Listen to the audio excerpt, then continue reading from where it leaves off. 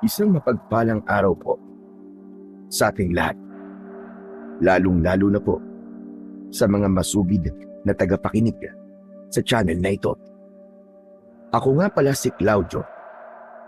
Alam ko na marami ang makaka-relate sa aking kwento dahil marami sa atin ang kagaya ko na napagbintangan sa isang kasalanan na hindi naman nila ginawa.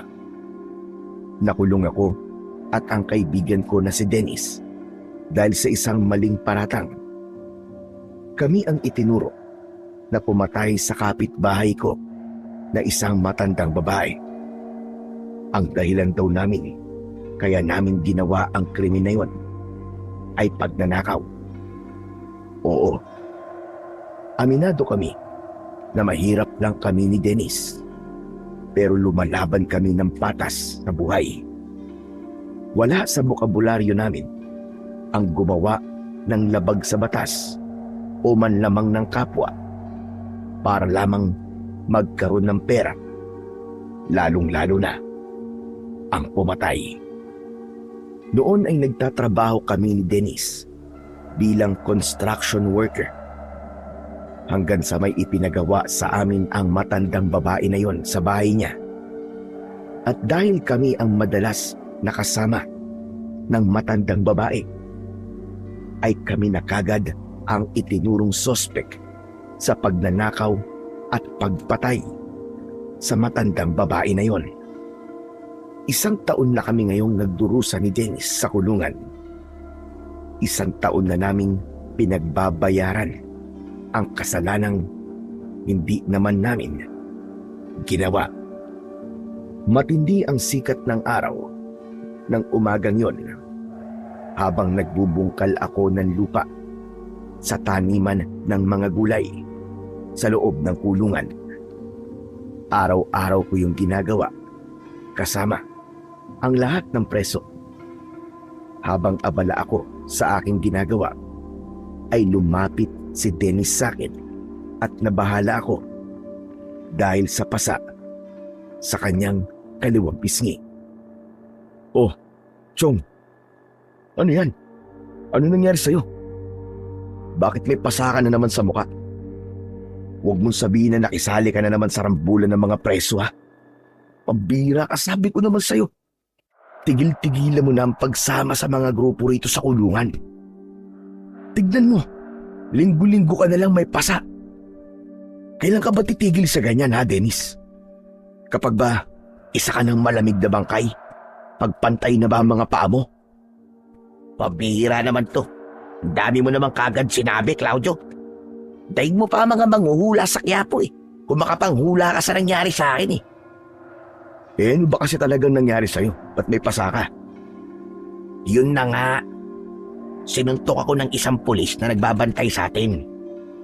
Ang bagal ko raw kasing gumalaw eh. Paano hindi naman babagal ang galaw ko? 1 piraso lang ng pandesal ang pinaalmusal nila sa atin. Paano naman ako magkakaroon ng energy sa 1 pirasong pandesal, aber? Aba, loko ang pulis na yun, ha? Sino ba yung sumuntok sa'yo? Sino pa ba? Di si Garcia. Bakit? Re-resbakan mo ba? Siyempre hindi, no. Mamaya ako papag-initan nun eh. Inalam ko lang ang pangalan para naman maiwasan ko at hindi mangyari sa akin ang tulad ng nangyari sa'yo. Tatanong-tanong pa taon to. Hindi mo naman pala re-resbakan.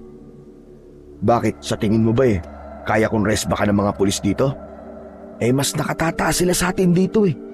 Saka kilala mo naman yung si Garcia, no? Pakiramdam nun Diyos siya rito sa kulungan at tayo ang mga alipi niya. Kumbaga ginagamit niya ang posisyon niya para magmukha siyang makapangyarihan. Kung bakit ba naman kasi nakulong pa tayo dito, Claudio eh. Mabubuti naman tayong tao, di ba? Dennis, wala na tayong magagawa. Lahat ng tao, tayo ang tinuturong may gawa sa pagpatay kay Aling Marta. Wisit na yan. Makalabas lang talaga ako rito. Talagang... Ay, oo nga pala. May balita ka na ba kung kailan ulit ang hearing ng kaso natin? Wala pa nga akong balita eh. Malamang, natabunan na yung kaso natin sa dami ng mga bagong kaso na mas importante sa atin. Alam mo naman dito, kapag wala kang pera, hindi uusad ang kaso mo at wala kang magagawa kundi ang maghintay hanggang sa mamatay ka. Anak ng... Ano to? Ibig sabihin habang buhay tayong nakakulong sa kasalanang wala naman tayong kinalaman? Masakit, pero yan ang pwedeng mangyari sa atin, Chong. Kung pwede nga lang buhayin ko si Aling Marta para siya magsabi na hindi tayong pumatay sa kanya gagawin ko. Kaya lang, imposible namang mangyari yon. Basta. Hindi ako papayag na habang buhay ako nandito. Kung hindi uusad ang kaso natin para mapatunayan na wala tayong kasalanan, ay ako ang gagawa ng paraan para makalabas ako rito. Hoy Dennis, ikaw hindi ko gusto yung iniisip mo.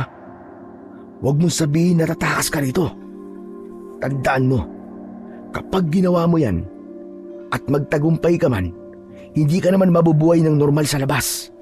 Palagi ka na lang magtatago para ka na rin nakakulong kapag ganun. Mas gusto ko pa ang ganung buhay kesa buhay dito sa loob. Wala akong ibang nakikita kundi rehas, mga preso, mga pulis, at yung napakataas na pader na nakapalibot sa atin. Bakit ikaw ba, Chong? Hindi ka ba nagsasawa sa buhay natin dito sa loob ng kulungan? Siyempre nagsasawa. Namimiss ko rin ang buhay natin sa labas na kahit mahirap. Pero malaya naman natin nagagawa ang mga gusto natin. Pero Chong, gusto ko kasi, kung makakalabas man ako rito, ay sa legal na paraan. Hindi yung sa paraan na naiisip mo. Aba, mahirap yan, Chong. Isipin mo kung makatakas ka man dito, habang buhay ka naman magtatago. Tapos kapag nahuli ka ulit, Diyos ko, baka itumba ka na ng tuluyan ng mga pulis at palalabasin nila na nanlaban ka kaya kanila tinudas. Kaya kung ano man yung nasa isip mo, wag mo nang ituloy. Pagsisisihan mo lang yan, maniwala ka. Hindi na lang nagsalita pa si Dennis at umalis na siya sa tabi ko para balikan ang kanyang ginagawa. Napailing na lang ako dahil sa awa ko para sa aking kaibigan. Bata pa lamang ay magkaibigan na kami ni Dennis. Nung nagkaroon ng malawakan sunog sa aming baryo, ay parehas kaming nawalan ng pamilya. Parehas kaming naging ulila. Simula noon ay tinulungan na namin ang isa't isa. Naging parang tunay na magkapatid na kaming dalawa. Magkasama kami sa lahat ng bagay at kahit sa problema, at hindi namin akalain na maging sa loob ng bilangguan ay magkakasama pa rin kami. Sa aming dalawa ni Dennis, masasabi ko na mas malakas talaga ang loob niya. Siya yung klase ng tao na kayang sumugal sa mga bagay-bagay. Ako naman ay palaging kalkulado ang kilos at desisyon. Hindi ako nagpapadalos-dalos at gusto ko ay nakaplano ang lahat. Talagang nakakalungkot na nakulong kami sa isang kasalanang hindi naman namin ginawa. Pero kumakapit pa rin ako sa paniniwala ko na may dahilan kung bakit yun nangyari sa amin. At kung anuman ang dahilan na yun, ay tanging Diyos na lamang ang nakakaalam. Isang tanghali, habang nasa kantin ako kasama ang lahat ng mga katulad kong preso, oras na kasi ng aming pananghalian. Maayos ang pagkain namin sa araw na yon. Meron kaming pritong galunggong at ginisang gulay. Habang magana akong kumakain, ay umupo sa harapan ko ang kaibigan kong si Dennis. Matapos niyang ilapag ang dala niyang tray na may laman na pagkain. Ayos ang pagkain natin ngayon, no, Chong? Sana pwede pang bumalik kapag naubos ko na to. Wala akong pakialam sa pagkain. Grabe ka naman. Dapat nga nagpapasalamat tayo sa masarapang pagkain natin ngayon eh. Lalo na't hindi palaging ganito rito sa loob.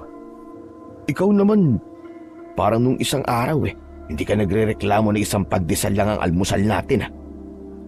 Claudio, konting araw na lang ang hinihintay ko at makakalabas na ako sa impyernong lugar na to. Ano? Anong sinabi mo? Totoo ba yan? Ang ibig mo ba sabihin eh, naabsuelto ka na sa kaso? Anak ng pero bakit ikaw lang? Hindi ba dapat eh, kayong dalawa? Hindi. Ang ibig ko sabihin, alam ko na kung paano ako makakatakas dito. Ay, hindi. Tayo pala. Yun ay kung gusto mong sumama sa akin. Chong, sinabi ko na sa'yo, delikado yung binabalak mo na yan. Saka paano ka makakatakas dito, Aber?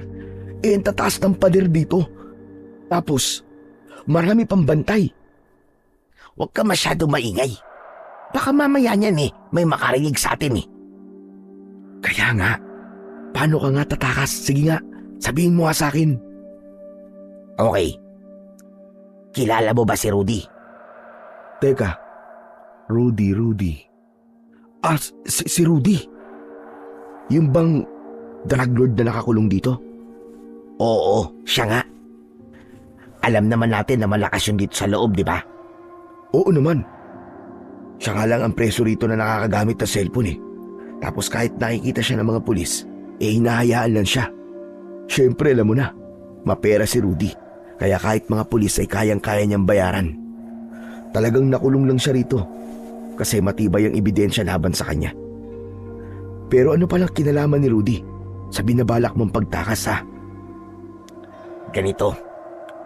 Narinig ko kasi si Rudy at si Garcia na nag-uusap sa loob ng banyo. Hindi nila alam na nandun din ako sa loob. Balak ni Rudy na tumakas bukas ng umaga. Hindi ba kada linggo may dumarating na truck na nag-aatid ng mga pagkain. Magpapanggap na pahinante si Rudy sa truck at yun ang gagamitin niyang paraan para makatakas. Ano namang koneksyon nun sa pagtakas na binabalak mo? Bakit? Mag-best friend na ba kayo ni Rudy ngayon? At sinabi niyang isasama ka niya sa gagawin niyang pagtakas, ganun ba? Sira ulo, syempre hindi. Paano ko magiging best friend yun? Iyang kinakausap lang nun dito sa loob yung mga pulis at yung mga presong gaya niya na mayayaman. Paano ka nga makakatakas? Ang dami mo ba kasing paligoy-ligoy eh. Hindi mo na lang ako diretsuin eh. Simple lang. Yung truck na yun din ang gagamitin natin sa pagtakas. Makinig kang mabuti Ganito ang gagawin natin. Tetsyempoan natin habang walang nagbabantay dun sa truck. Tapos saka tayo sasakay sa likod nun. Kapag nakalabas na rito yung truck at nakalayo na, saka naman tayo bababa. O diba? Nagagamit natin ang plano ni Rudy para makaalis sa tayo rito, Chong. Ito na ang pagkakataon natin para maging malaya tayo. Kung hihintayin pa kasi natin na umusad ang kaso natin, malamang dito na tayo mabubulok at mamamatay sa loob. Sandali akong tumahimik para pag-isipan ang mga sinabing yun ni Dennis. Sang-ayon ako sa mga sinabi niya. Posible nga talaga na hindi na umusad ang kaso namin. Posible rin na sa kulungan na kami babawian ng buhay. Pero nangibabaw pa rin sa akin ang takot sa pwedeng mangyari sa amin sa sandaling mahuli kami ng mga pulis. Dennis, pwede bang huwag mo nang ituloy ang binabalak mo? Kinakabahan kasi ako Baka kung anong mangyari sa'yo Sa sinabi mong yan, parang sinabi mo na rin na hindi ka sasama sa akin, tama ba? Oo, Chong. Hindi ako sasama sa'yo. At hindi ka rin tatakas. Gusto ko, kung makakalabas tayo rito, ay sa legal at malinis na paraan. Nakulong na nga tayo rito sa maling paraan Kaya ganun pa rin tayo makakalabas. Saka bakit tayo mo sumama sa akin sa pagtakas Akala ko ba gusto mo na rin makaalis sa impyernong lugar na to? Saka akala ko ba nangako tayo sa isa't isa noon na kung nasaan ang isa ay naroon din ang isa? Kumbaga walang iwanan. Oo nga, pero Wala nang pero-pero. Alam mo, kung puro ka pero at nagdadalawang isip ka, sabihin mo na lang kung di ka talaga sasama sa akin sa pag-alis. Pasabi-sabi ka pa dati na gusto mong umalis dito tapos ngayong may pagkakataon na tayo bigla ka namang matatakot. Ewan ko sa'yo. wala akong sinabing ayokong umalis dito. Alam ng Diyos kung gaano ko gustong makalabas dito. Pero hindi sa paraang naiisip mo, Chong. May iba pang paraan. May tamang paraan. Yung kapag nakalabas tayo rito, ay hindi tayo kailangan matakot na baka mahuli tayo at ibalik tayo rito. Ayoko ng buhay na palaging nagtatago dahil hindi ako kriminal. Ikaw rin, hindi ka kriminal. Ganun mo ba gusto mabuhay, ha? Hanggang sa mamatay ka? Hindi na, Chong. Buo na ang desisyon ko.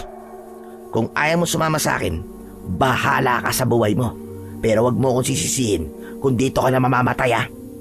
Mas gugustuhin ko pang mamatay sa labas kesa dito. Ang gusto ko lang ay wag mong sasabihin sa kahit na sino ang plano ko, dahil kapag tinabla mo ko, yun na din ang magiging dahilan ng pagkasira ng pagiging magkaibigan natin. Tandaan mo yan, Chong. Sa sinabing yun ni Dennis, ay umurong na ang dila ko. Wala na akong maisip na sasabihin sa kanya. Naramdaman ko na determinado na talaga siyang tumakas at kahit na anong sabihin ko pa sa kanya, ay hindi ko na siya mapipigilan. Aaminin ko na natakot ako para kay Dennis, lalo na't napakadelikado ng gagawin niya. Maraming pwedeng mangyari sa kanya. Pwede siyang mahuli ulit kung sakaling makatakas siya. O hindi naman kaya ay pwede ring mahuli siya bago pa man siya makalabas ng bilangguan na kinaroroonan namin. At kapag nangyari yon, ay paniguradong mabibigyan siya ng mabigat na parusa o pwede rin na ikamatay niya. Kinagabihan ay hindi ko magawang makatulog. Iniisip ko pa rin kasi ang planong pagtakas na gagawin ni Dennis. Ang totoo, ilang beses akong natukso na sabihin na sa mga bantay na pulis ang planong yun ng kaibigan ko. Pero palagi kong naiisip ang sinabi niya at ayokong masira ang pagkakaibigan naming dalawa. Bago na lang ako matulog, ay ipinagdasal ko na sana ay magbago pa ang isip ng kaibigan kong si Dennis at huwag niya nang ituloy ang kanyang planong pagtakas dahil sigurado ko na wala yung maidudulot na maganda sa kanya. Kinabukasan, matapos naming kumain ng almusal, ay nagtungo na kami sa taniman ng mga gulay para gawin ang mga normal na ginagawa namin doon. Habang abala ko sa pagbubungkal ng lupa, ay manaka-naka kong tinitignan si Dennis na nagdidilig. Kapansin-pansin na panay ang tingin niya sa dinadaanan ng mga pumapasok na truck na nagdadala ng pagkain sa kulungan. Doon ko napagtanto na itutuloy niya talaga ang pagtakas. Hindi ka talaga marunong makinig sa akin, Dennis, ano? Sana ay hindi mo pagsisihan ang gagawin mo. Lumipas ang ilang minuto at dumating na ang truck. Nakita ko na huminto si Dennis sa kanyang ginagawa. Hindi niya inalis ang tingin sa truck hanggang sa pumunta na yon sa likod ng kulungan. Binitiwan ni Dennis ang pagdidilig at umalis siya sa taniman ng gulay. Napailing na lang ako. Ipinagdasal ko na sana ay walang masamang mangyari sa kaibigan ko. Alam ko kasi na kapag may nangyaring hindi maganda kay Dennis, ay habang buhay kong sisisihin ang sarili ko kasi hindi ko ginawa ang lahat para siya ay pigilan. Umakto ko ng normal kahit ang totoo ay napakalakas na ng kabog ng aking dibdib. Makalipas ang ilang minuto ay binitiwan ko ang hawak kong piko at malalaki ang mga hakbang na tinahak ko ang daan papunta sa likod ng kulungan. Napahinto ako nang makita ko si Dennis na pasakay na sa likod ng truck.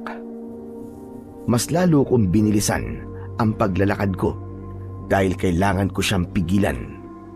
Pero bago pa ako makalapit sa kanya, ay nagawa na niyang sumakay sa truck at isinarado ang pinto.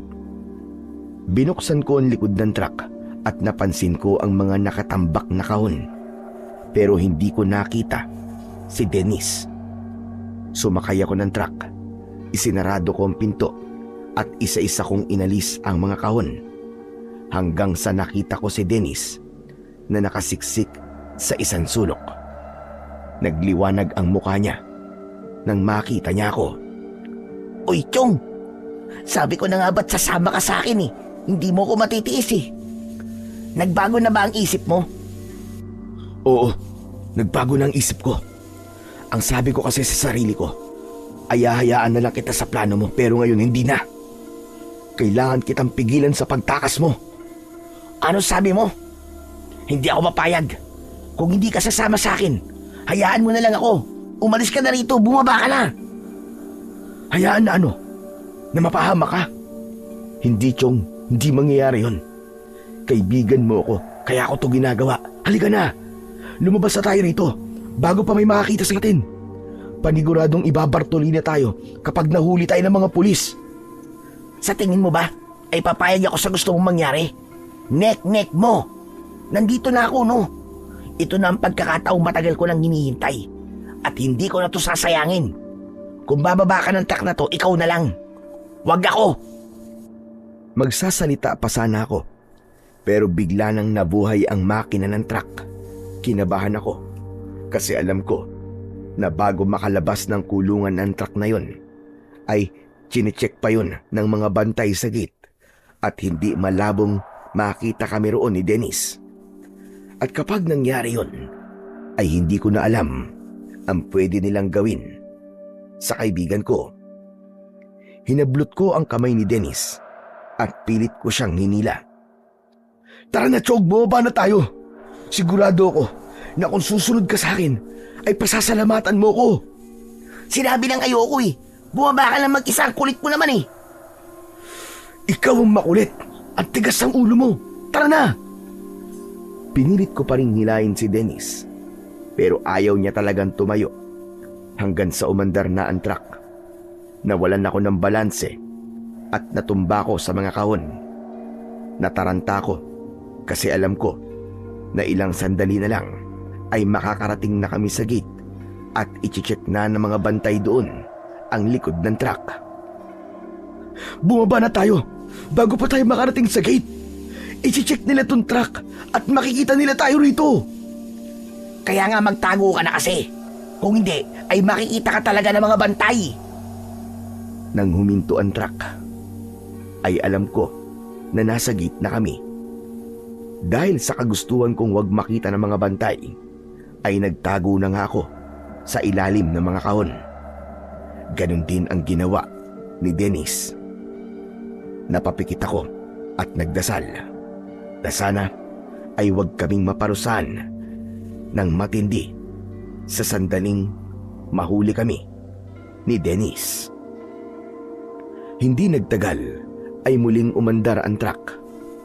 Narinig namin mula sa unahan ang malakas na pagtawa ni Rudy. Sinabi niya na napakadali daw maloko ng mga bantay sa loob dahil hindi siya nakilala ng mga yon. Nalaman din namin kay Rudy na napakiusapan pala niya ang bantay na wag nang i-check ang likod ng truck dahil nagmamadali sila. Wala sa plano ko ang tumakas sa kulungan dahil naniniwala ako na hindi kami pababayaan ng Panginoong Diyos at siya ang gagawa ng paraan para makalabas kami roon ni Dennis sa malinis na paraan. Pero wala na akong magagawa dahil nakalabas na kami ng kulungan. Umasa na lang ako na walang masamang mangyari sa amin ni Dennis nang dahil sa pagtakas na ginawa namin. Hindi ko na alam kung gaano kami katagal na bumabiyahe. Basta ang alam ko ay nakatulog ako habang nakatago sa ilalim ng mga kahon. Nang magising ako, ay hindi ako makahinga ng maayos dahil sa mga kahon na nasa ibabaw ko. Ramdam na ramdam ko na umaandar pa rin ang truck. Tumayo ako at nakita ko si Dennis na nakaupo malapit sa pinto sa likod ng truck. Ngumisi siya nang lumapit ako sa kanya. Tignan mo na tong ginawa mo. Nang dahil sa pagmamatigas mo, ay napasama patuloy ako sa pagtakas mo. Siraulo ka. Alam mo ikaw, kapag may nangyaring masama sa akin, ikaw ang sisisihin ko hanggang sa kabilang buhay. Sus! Ang galing mo ring umarte, no? Halata naman na gusto mo talaga sumama sa akin eh. Pero acting na acting ka na ayaw mo. Tama na yung acting mo, Chong. Tapos na ang palabas. Nakalabas na nga tayo ng kulungan eh. Tumigil ka nga dyan. Nagkagawa mo pa magbiro. Tsaka wala talaga akong balak na tumakas, no? Malay ko ba na aandar kagad tong truck na to? Sa gitna ng mahinang pag-uusap namin ni Dennis, ay biglang huminto ang truck. Kinabahan ako at nakiramdam kung ano-ano na ang bagay na tumatakbo sa utak ko ng mga sandaling yon. Naisip ko na baka naramdaman ni Rudy na meron silang sakay na mga tao sa likod. O di kaya naman ay narinig kami. Hanggang sa narinig namin na sinabi ni Rudy na kailangan niya palang umihi. Nanlaki ang mga mata ko nang marahang binuksan ni Dennis ang pinto ng likod ng truck. Sumilip siya roon at nakita ko mula sa maliit na siwang na madilim na pala sa labas. Sumenya siya sa akin na kailangan na naming bumaba. Kahit hindi pa ako nakakapagdesisyon, ay nauna nang bumaba si Dennis na para bang wala siyang balak na bigyan ako ng pagkakataon na mag-isip kung susunod ba ako sa kanya o hindi. Wala akong plano na magkahiwalay kami ng kaibigan ko. Kaya naman, kahit hindi ako sigurado sa kung ano ang dapat kong gawin, ay bumaba na rin ako ng truck. Matapos isarado ni Dennis ang pinto, ay tahimik kaming tumakbo papunta sa talayban na nasa gilid ng kalsada para doon magtago. Hindi nagtagal ay umandar na ang truck at nang nakalayo na yon ay biglang tumayo si Dennis. Itinaas niya ang mga kamay niya at malakas siyang sumigaw. Yes! Salamat, Lord! Sa wakas, nakalaya na rin ako! Chong, malaya na tayo! Hindi na tayo magtitiis sa mainit at masikip na impyernong kulungan na yon! Hoy! Tumahimik ka nga! Baka mamaya niyan may makarinig sa'yo eh! Ang bihira ka! Sino naman makakarinig sa atin dito? Tumayo ka dyan at tignan mo ang paligid natin! Sinunod ko ang sinabi ni Dennis. Tumayo ako at iginala ko ang aking mga mata. Tama naman siya. Wala talagang makakarinig sa amin na ibang tao dahil kahit isang bahay ay wala akong nakita. Oo nga no. Tama ka. Wala ngang kahit isang bahay dito. Aba, mukhang napakalayo na natin sa kulungan ah. Hindi lang muka, kundi talagang malayong malayo na. Nagtagumpay na ang plano natin, Chong. Malayang malaya na tayo. We're free! We're free! Gumana talaga ang plano natin, Chong. Ang galing! Sira ulo. Plano mo lang. Naghamay lang ako. Alam mo mabuti pa. Bumalik na tayo sa kulungan eh. Siguro naman papatawarin nila tayo kung susuko tayo ng kusa eh. Baka hindi nila tayo masyadong pahirapan sa parusang ibibigay nila sa atin. Kung ganun ang gagawin natin, Chong, tara na. Hoy. Ikaw nababaliw ka na ba? Tumakas na nga tayo, di ba? Tapos babalik pa tayo. Anong kalokohan niyang naiisip mo? Hindi pwedeng mauwi sa wala itong effort natin. Saka isipin mo nga, sa sobrang lupit at walang awa ng mga pulis at bantay sa kulungang yon, sigurado ko, Chong, nabubugbugin nila tayo hanggang sa mapuno ng pasa ang buong katawan natin. Kaya kung gusto mo mangyari yun sa'yo, sige, bumalik ka sa kulungan. Huwag kang umasa, nasasaba ako sa'yo. Pagpapakamatay ang gagawin mong yan, Chong. Pinag-isipan kong mabuti ang sinabi ni Dennis. May punto naman siya. May ilang preso na kasi ang sinubukan tumakas sa kulungan na yon. Nakita ko ang ginawa ng mga pulis sa mga presong tumakas at nahuli. Binugbog ng gusto bago ikulong sa Bartolina. May isa pa ngang pinawian ng buhay sa loob ng Bartolina dahil bukod sa kinulata ng gusto ay hindi pa pinakain ng ilang araw. Habang nag-iisip ako, ay naglakad na si Dennis papasok sa talahiban. Wala na akong nagawa kundi ang sumunod sa kanya dahil para sa akin ay mas makabubuti kung magkasama kaming dalawa. Hoy Dennis! Saan pupunta? Hindi ko alam, Chong. Basta, hindi tayo pwedeng maglakad sa kalsada kasi mas malaki ang tsansang mahuhuli tayo. Ano kaya, Chong, kung bumalik na lang tayo sa baryo natin? Nandun ang bahay natin, di ba? Hindi na tayo ganong mahihirapan na magsimula kasi may bahay naman tayo eh. Alam mo ikaw, Claudio, minsan hindi ko alam kung palabiro ka lang talaga o hindi ka talaga nag-iisip eh. Sige, bumalik ka sa baryo natin kung gusto mo para makita ka ng mga tao ron. Alam mo naman, di ba?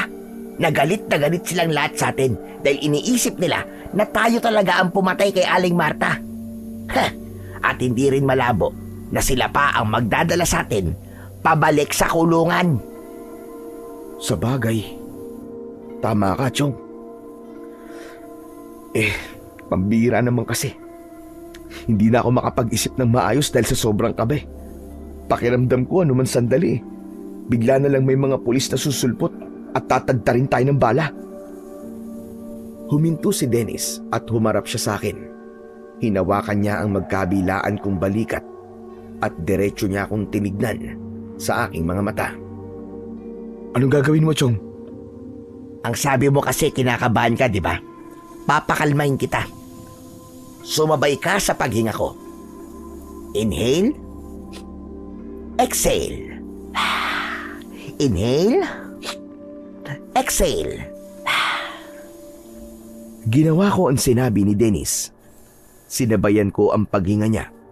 Paulit-ulit naming ginawa yun hanggang sa bumalik na sa normal ang tibok ng puso ko.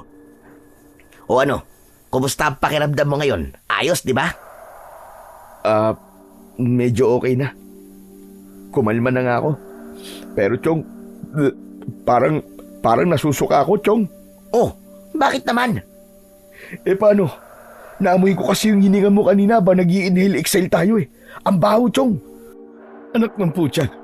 Parang amoy ng bulok na bagang. Amoy imburnal.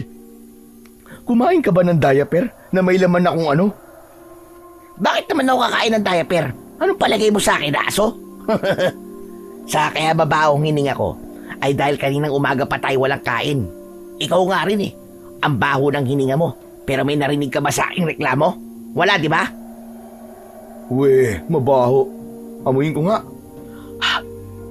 Aba, oo nga no. Abaho rin pala ng hininga ko. Nagugutom na kasi ako, Chong. Wala ba tayong makakainan dito?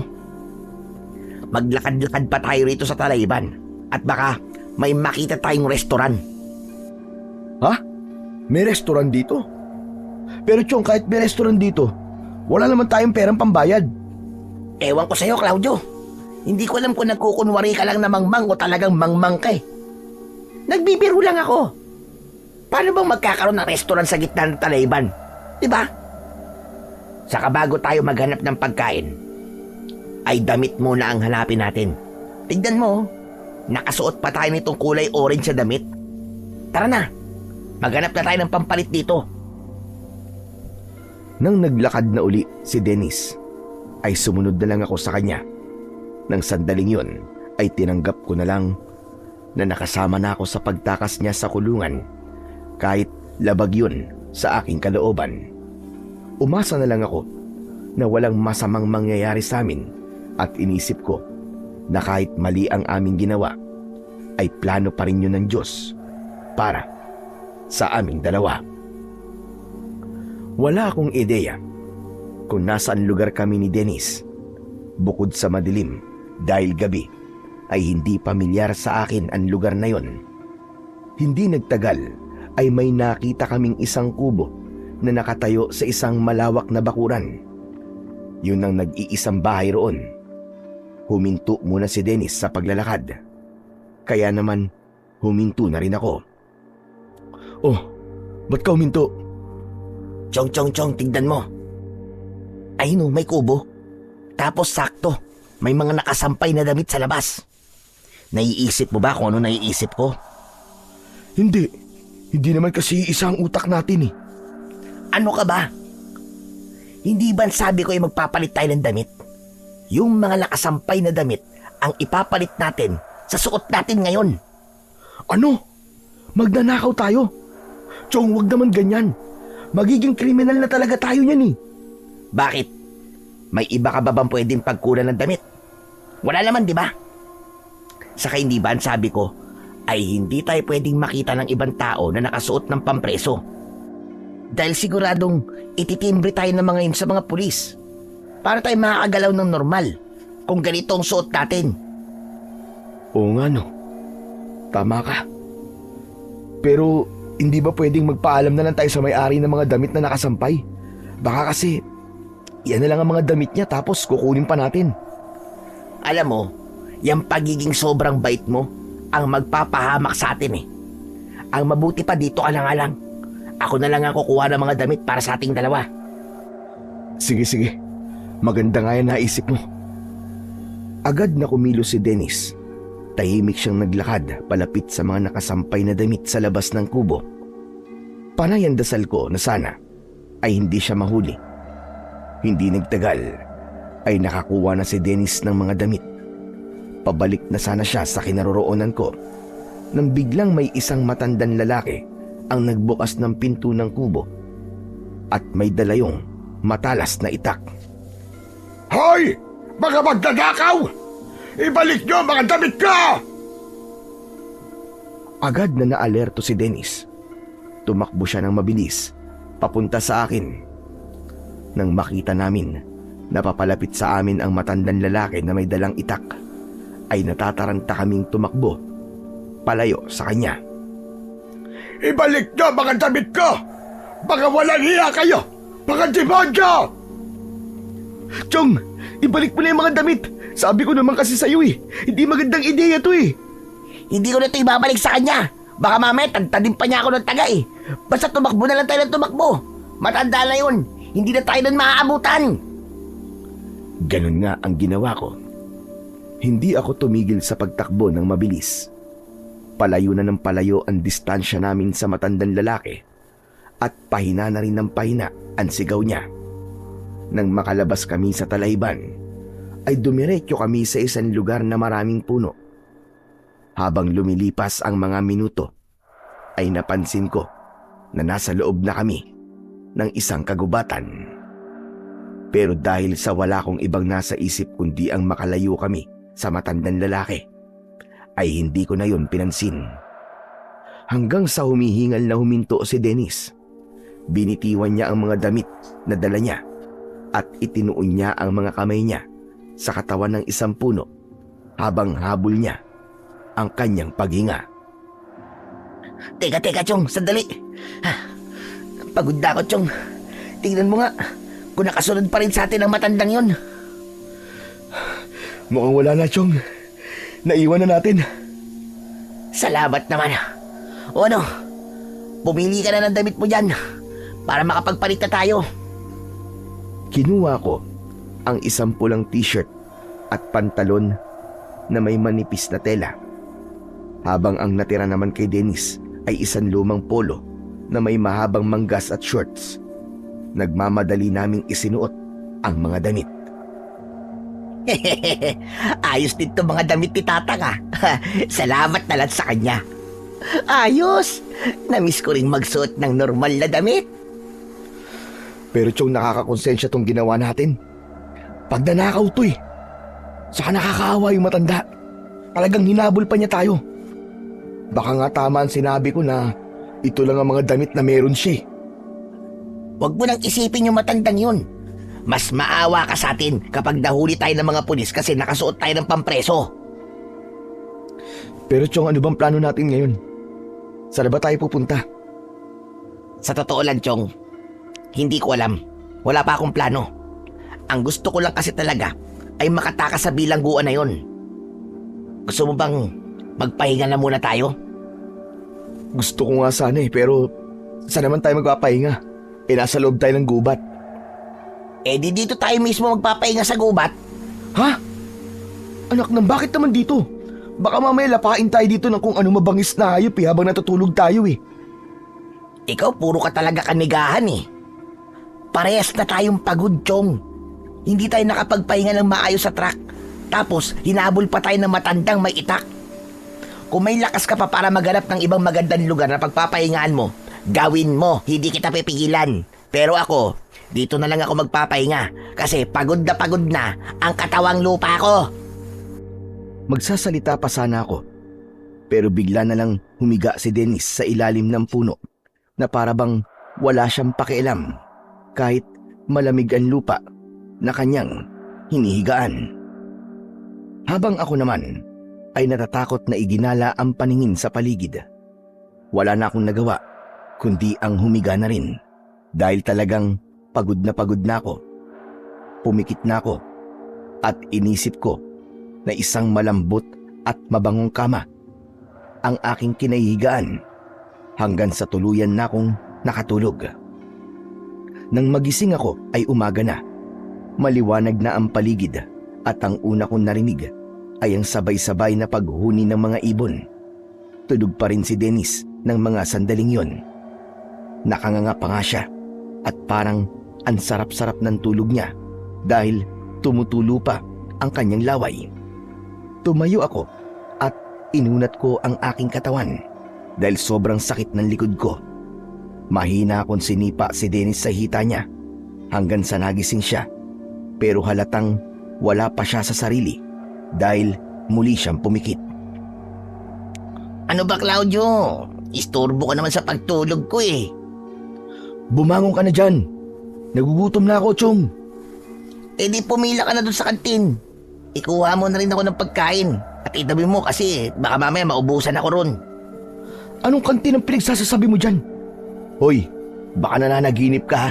Pinapaalala ko lang sa'yo na wala na tayo sa loob ng kulungan nang dahil sa kagagawan mo. Gumising ka na! Napabalikwas ng tayo si Dennis. Para siyang wala sa sarili na lumingalinga sa paligid. Maya-maya ay natawa siya ng malakas na para bang nasisiraan na siya ng ulo. Naku, mukhang nababaliw na ang kaibigan ko ha. Hindi ako nababaliw, no? Masaya lang ako kasi talaga palang nakaalis na tayo sa impyernong kulungan na yon. Lord, salamat po! Salamat po talaga, Lord!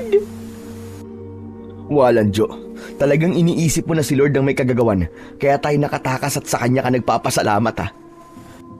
Saka nakalabas nga tayo ng kulungan. Pero para pa rin naman tayong nakakulong kasi kailangan nating magtago. Ay, ang dami mo naman kagad sinabi. Magpasalamat ka na lang at malaya na tayo. Oo nga pala. Nagugutom ka na ba? Oo nga. Kanina ko pa sinasabi sa iyo eh. Kaya nga kita ginising para tanungin kung saan tayo kukuha ng pagkain eh.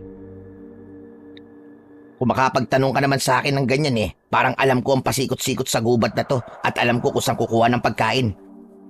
Pero Chong, huwag kang mag-alala. Maghahanap tayo ng pagkain kasi nagugutom na rin ako. Tara na! Nagsimula na kami maglakad ni Dennis sa gubat na yon para maghanap nga ng pagkain. Lahat ng puno na dinadaanan namin ay tinitignan ko kung mayroong bunga. Lumipas ang ilang minuto pero bigo pa rin kaming makakita ng pagkain o kahit tubig na pwede naming inumin. Hanggang sa may nilapitang halaman si Dennis at manghang-mangha niya yung tinignan. Uy, Chong! Ayos! May pagkain na tayo! Ha? Nasaan? Itong halaman na to. Natatandaan ko na kinakain ko to nung bata pa ako eh. Nakalimutan ko lang kung anong tawag dito eh. Meron tong maliliit na bunga, tapos merong laman na masarap na parang jelly. O, tignan mo oh. Ang daming bunga, Chong. Tiba-tiba tayo. Teka. Sigurado ka ba na yung halaman na yan talagang makakain? Baka hindi pwede yan, Chong. Baka mamaya may lason yan. Ikaw talaga oh. Wala ka bang tiwala sa akin? Tingnan mo at kakainin ko. Binuksan ni Dennis ang isang bunga at kinain niya ang laman nun. Napangiwi ako dahil sa pag-asim ng mukha ni Dennis ay nahinuha ko na hindi yun masarap. Anak ng putya, ang pait. Pero pwede na to, kesa naman walang laman ng tiyan ko. O sige na, kumuha ka na rin. Ayoko, Chong. Okay lang ako. Maghahanap na lang ako ng siguradong kinakain talaga. Bahala ka. Ikaw naman na magugutom at hindi ako eh. Arte nito. Hinayaan ko lang na kumain ng kumain si Dennis ng mga bunga na yon. Luminga ako sa paligid at natigilan ako nang may naamoy ako na parang nag-iihaw ng karne. Suminghot-singhot ako sa hangin upang masiguro ko na tama ang aking naamoy. At nang masiguro ko na totoo ngang may naaamoy akong inihaw na karne, ay masaya akong tumingin kay Dennis.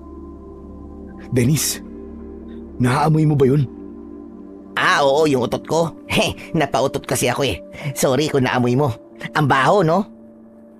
Hindi yung pinasabog mong tinutukoy ko, kundi yung amoy ng iniihaw na karne. Amoyin mo, bilis! Aba? Oo nga, no? Saan kaya nanggagaling yun? Hindi ko alam pero hanapin natin. Baka merong ibang tao rito. Baka pwede tayong makahingi ng matinong pagkain sa kanya. Tara! Habang hinahanap namin ni Dennis kung saan nanggagaling yung amoy ng inihaw na karne, ay panay pa rin ang kain niya sa mga bunga na kinuha niya. Hindi nagtagal ay may nakita kaming usok sa hindi kalayuan. Nagmamadali naming pinuntahan yon at hindi kami makapaniwala nang may nakita kaming iniihaw na manok. Ang nakapagtataka nga lang ay walang ibang tao ang naroon. Nagmamadaling lumapit si Dennis sa inihaw na manok. Kukunin na sana niya yon, pero mabilis ko siyang pinigilan. Uy, teka! Anong gagawin mo? Bakit kukunin mo kaagad yung inihaw na manok? Pambihira ka, oo. Nagugutom na ako eh. Kulang pa sa akin yung kinain kong mga bunga. Saka hindi naman nakakabusog ang mga yun, ano? Ang pait pa nga eh. Tinitiis ko lang kasi gutom ako. Ano ka ba? Hindi natin pwede basta pakialaman at kainin ang manok na yan. Hintayin natin yung may-ari niyan tapos saka tayo manghihingi sa kanya. Hihintayin pa? Gutom na nga tayo. Hoy! Sino kayo? Mga magnanakaw! Nagulat kami ni Dennis nang mula sa kung saan ay may narinig kaming boses ng isang matandang babae. Nanlaki ang mga mata ko nang makita ko na may matandangang babae ang humahangos na papalapit sa amin at meron siyang dalang sibat. Huminto ang matanda ng ilang dipaan layo sa amin. Nakaumang sa amin ang dulo ng kanyang sibat. Lola, sa inyo po ba ang inihaw na manok na to? Oo, akin na yan. Iniwan ko lang yan kasi umihi lang ako. Lola, baka pwede naman pong makahingi po kami kahit konti lang. Gutom na po kasi kami. Kanina, mukhang nanakawin nyo na yan tapos kayo na bigla kayo maghihingi. Sigurado ako na kung hindi ako dumating, malamang ninakaw nyo na yan at nilantakan. Sa ilatsa pa lamang ng pagmamukha nyo ay halatang hindi na kayo mapagkakatiwalaan. Grabe naman po kayo kung makapanghusga sa amin, Lola. Nagtaka ako nang biglang kumapit si Dennis sa braso ko. Nang tumingin ako sa kanya, ay nagimbal ako dahil bumubula ang bibig niya Nakatirik ang mga mata ni Dennis na para bang nagdidiliryo siya. Hanggang sa bumagsak na siya sa lupa at doon na siya nangisay. Agad kong dinaluhan ang kaibigan kong si Dennis. Nataranta na ako ng mga sandaling yon at hindi ko na alam kung ano ang gagawin ko. Ano ba yan? Ano nangyayari sa kasama mo? At para siyang asong nauulol. Bumubula ang bibig. Lola, mukhang nalason po siya doon sa bunga na kinain niya. Sabi ko naman kasi sa'yo, Chong huwag kang kain ng kung ano-ano Lola, tulungan niyo po kami. Baka mamatay po tong kaibigan ko. O sige, buhatin mo kaibigan mo. At sumunod ka sa akin. Ha? Saan niyo po kami dadalhin? Hindi ba sabi mo itulungan ko kayo? Sumunod ka na lang sa akin. Bilisan mo! Kinuha muna ng matandang babae ang inihaw na manok. Saka siya naglakad palayo. Binuhat ko si Dennis. Napangiwi pa nga ako dahil mabigat pala siya. Habang sinusundan ko ang matandang babae, ay panay ang dasal ko na sana ay hindi mamatay ang kaibigan ko. Siya na lang kasi ang matatawag ko na pamilya ko at napakarami na naming pinagdaanan ng magkasama para mamatay lang siya dahil sa pagkain niya ng mga nakakalason na bunga. Nagulat ako nang nakarating kami sa isang maliit na baryo sa gitna ng gubat. Hindi ko kasi inakala na meron dong maliit na pamayanan. Lahat ng bahay na naroon ay gawa sa pawid at anahaw. Kapansin-pansin ang pagtuon ng tingin sa akin ng mga tao. Malalalim ang tingin nila at hindi ko maintindihan kung galit ba sila sa akin. Pero hindi ko sila pinansin dahil mas nasa isip ko ang kaligtasan ng kaibigan ko. Lola, teka po, malayo pa po ba tayo? Nangangalay na po kasi ako Ang bigat kasi nitong kaibigan ko Hindi ko nakasalanan kung mabigat niya kaibigan mo. Kung gusto mo pa siya mabuhay ay sumunod ka na lang sa akin. Huwag kang mag-alala dahil malapit na tayo. Konting tiis na lang. Makalipas ang ilang sandali, ay pumasok ang matandang babae sa isang kubo. Dumiretso siya sa lutuan at agad siyang nagpaapoy. Ibinaba ko si Dennis sa papag. Nakatirik pa rin ang mga mata niya habang bumubula pa rin ang bibig. Nagsalang ng kalderong may tubig ang matandang babae. Lumabas siya sandali at pagbalik niya ay meron siyang dalang mga dahon. Pinakuluan niya ang mga dahon at makalipas ang ilang sandali ay hinango rin niya ang mga yon. Inilagay niya ang mga dahon sa isang puting tela at saka siya lumapit sa amin. Halika rito. Ibuka mo ang bibig ng kaibigan mo. Ho? Bakit po, Lola? Ano pong gagawin niyo sa kaibigan ko? Huwag ka nang maraming tanong. Basta gawin mo na lang at sinasabi ko sa'yo. Bilisan mo na. Opo. Ito na nga po't susunod na. Ibinuk ako ang bibig ni Dennis gamit ang mga kamay ko. Medyo nandiri pa nga ako kasi nahawakan ko ang lumalabas na bula sa bibig niya na malagkit. Itinapat ng matandang babae ang tela sa bunganga ni Dennis at sa kanya yon piniga. Pumasok sa bibig ni Dennis ang katas mula sa dahon. Pinasarado ng matanda ang bibig ni Dennis at makalipas lamang ang ilang segundo ay sumuka na siya. Isinuka niya ang lahat ng bunga na kinain niya kanina. Pinaupo ko si Dennis para makasuka siya ng maayos.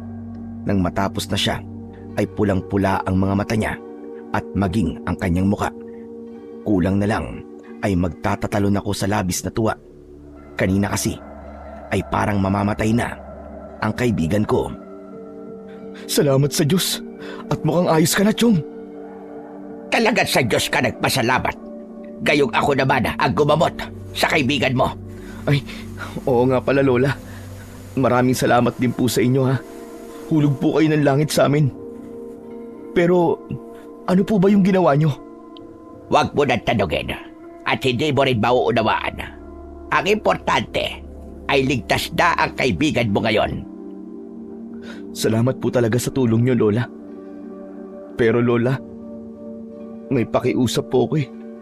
Pwede po bang lubos-lubosin niyo na po ang pagtulong sa amin?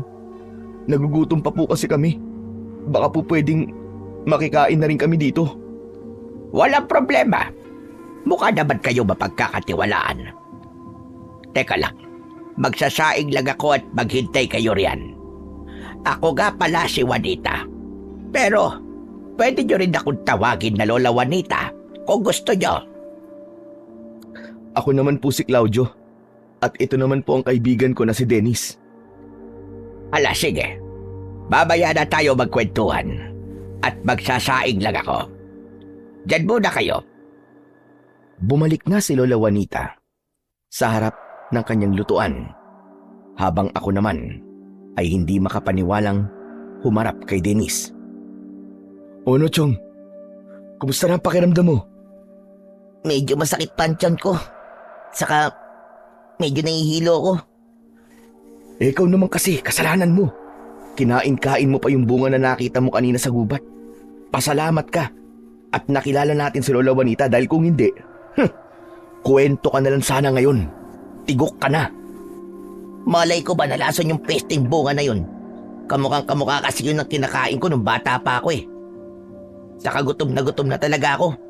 Kaya kung ano na lang ang makain ko, kakainin ko talaga. Hindi bale. Ang mahalaga ay buhay ka at makakakain na tayo. Konting hintay na lang. Totoong pagkain na to. Matapos ko yung sabihin, ay napatingin ako kay Lola Juanita. Nahuli ko siyang nakatingin ng malalim sa amin ni Dennis. Agad niyang inilayo ang tingin niya sa amin nang mapansin niyang nakatingin din ako sa kanya. Labis akong nagpasalamat sa Panginoong Diyos ng oras na yon dahil pakiramdam ko ay napunta kami sa tamang tao. Kahit medyo masungit si Lola Juanita, ay alam ko na mabuti siya dahil kung hindi, ay hindi naman niya kami tutulungan. Nang maluto na ang sinaing, ay kumain na kaming tatlo. Sunod-sunod ang subo namin ni Dennis na para bang mauubusan kami. Hindi na rin namin napansin si Lola Juanita dahil ang tanging nasa isip namin ng mga sandaling yon ay ang maibsan ang aming gutom. Magdahan-dahan kayo sa pagkain at baka mabulunan kayo niyan. Uminom din kayo ng tubig. Sorry po, Lola. Talagang gutom na po kami. Saan ba kasi kayo naggaling? At parang 1 taong kayong hindi kumain. Tumakas po kami. Ano? Tumakas? Saan kayo tumakas? Kanino? Ang ibig po sabihin ni Claudio, tumakas po kami sa malupit naming amo. Opo. Tama po ang sinabi ni Dennis. Ganun nga po. Bakit naman kayo tumakas sa amo ninyo? Mangyaring, ano po kasi, masama po ang ugali niya. Oo, tama. Nagtrabaho po kami ron sa taniman ng mais. Tapos, doon po kami nakatira sa mismong taniman. Hindi niya po kami pinapakain, tapos hindi rin pinapasahod. Kaya tumakas na lang po kami. Hindi po namin alam kung saan kami pupunta hanggang sa nakarating na po kami sa gubat na to. Nakakaawa naman pala kayo kung ganon. Abay, nasan pa ang pamilya nyo? Wala na po sila. Namatay po silang lahat nang magkaroon po ng sunog sa aming baryo. Kung ganon, ay wala na pala kayong mauuwian. Tama ba ko? Nagulat ako nang biglang umiyak si Dennis. Para siyang kinurot sa singit ng napakapino para umiyak siya ng ganon. Tama po kayo, Lola. Wala na po kaming mauuwian ni Claudio. Parehas na po kaming ulila at walang bahay. Wala rin po kaming trabaho. Sa totoo nga lang po, hindi na po namin alam kung may direksyon pa nga ba ang buhay namin, lalo na't hindi po kami nakapagtapos ng pag-aaral. Siguro po, pag-alis po namin dito sa bahay nyo, ay mapupunta po kami sa lantsangan. Mamamalimos po kami doon at kapag wala po kami na palimos, mapipilitan po kami gumawa ng mali. Kaya ng pagdadakaw. Nako. Wag naman sanang umabot sa ganon. Alam nyo, kung wala pala kayo mapupuntahan talaga, ay pwede naman kayo dumito na lamang sa bahay ko. Wala naman akong kasama rito, kaya walang magiging problema. Po, talaga po. Okay lang po sa inyo. Nandito muna kami ni Claudio. Ano pa nga bang magagawa ko? Dinramahan mo na ako. Kung hindi ko naman kayo tutulungan, ay ako ang lalabas na masama. Naku, Lola Juanita, maraming salamat po talaga. Talagang napakabait niyo po. Hulog talaga kayo ng langit sa amin. Sana po ay humaba pa ang buhay niyo hanggang 1,000 years old. Salamat po. Yumuko ako at para hindi makita ni Lola Juanita na natatawa ko sa ginawa ni Dennis. Napagtanto ko kasi na nagpaawa si Dennis kay Lola Juanita para patuloyin niya kami sa bahay na yon kahit pansamantala lang. Natuwa rin ako dahil gumana ang plano ni Dennis. Mabuti na rin yon kesa nasa labas kami at hindi namin alam kung saan kami pupunta at kung paano kami kakain. Kinagabihan, oras na ng pagtulog. Nakahiga na si Lola Juanita sa papag, habang kami naman ni Dennis ay nakahiga sa sahig na kawayan. May latag kaming banig at tig-isa kami ng unan. Hindi ako makatulog dahil sa namamahay ako. Hanggang sa nagdesisyon akong lumabas, pagdating ko sa labas ay yumakap sa akin ang malamig na hangin. Nagulat ako nang may kamay na humawak sa balikat ko mula sa aking likod. Paglingon ko ay nakita ko si Dennis. Anak ng putya, nakakagulat ka naman, Chong.